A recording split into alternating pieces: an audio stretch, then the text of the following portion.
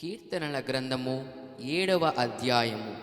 బెన్యామీను వంశస్థుడైన కూషు చెప్పిన మాటల విషయమై దావీదు యెహోవాను గూర్చి పాడినది. వీణనాద సహిత గీతము.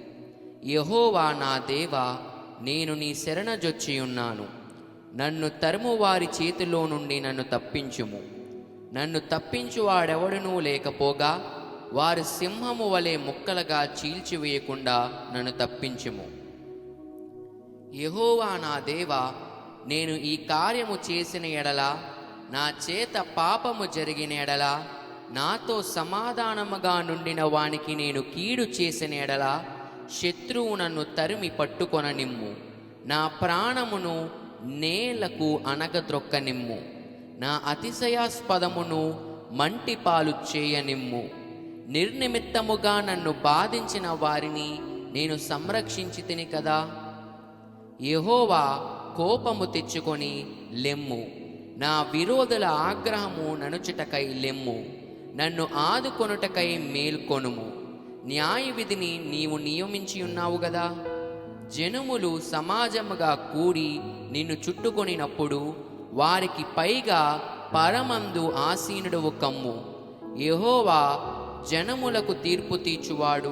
యెహోవా నా నీతిని బట్టియు నా యథార్థతను బట్టియు నా విషయములో నాకు న్యాయము తీర్చుము.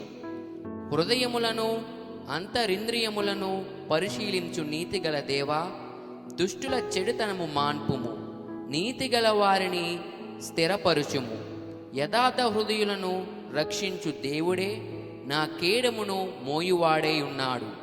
న్యాయమును బట్టి ఆయన తీర్పు తీర్చును. ఆయన ప్రతిదినము కోపపడు దేవుడు. ఒకడును మల్లిన ఎడల ఆయన తన ఖడ్గమును పదును పెట్టును. తన విల్లు ఎక్కుపెట్టి దానిని సిద్ధపరిచి ఉన్నాడు. వాని కొరకు మరణ సాధనములను సిద్ధపరిచి ఉన్నాడు. తన అంబులను అగ్నిబాణములుగా చేసి ఉన్నాడు. పాపమును కనుటకు వాడు ప్రసవ వేదన పడుచున్నాడు. చేటును గర్భమున ధరించిన వాడే అబద్ధమును కనియున్నాడు. వాడు గుంట త్రవ్వి దానిని లోతు చేసి ఉన్నాడు.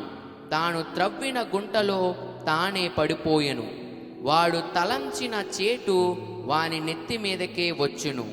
వాడు యోచించిన బలాత్కారము వాని నడినెత్తి మీదనే పడును. యెహోవా న్యాయము విధించువాడని నేను ఆయనకు కృతజ్ఞతాస్తుతులు చెల్లించెదను. సర్వోన్నతుడైన యెహోవా నామమును కీర్తించెదను. ఆమేన్.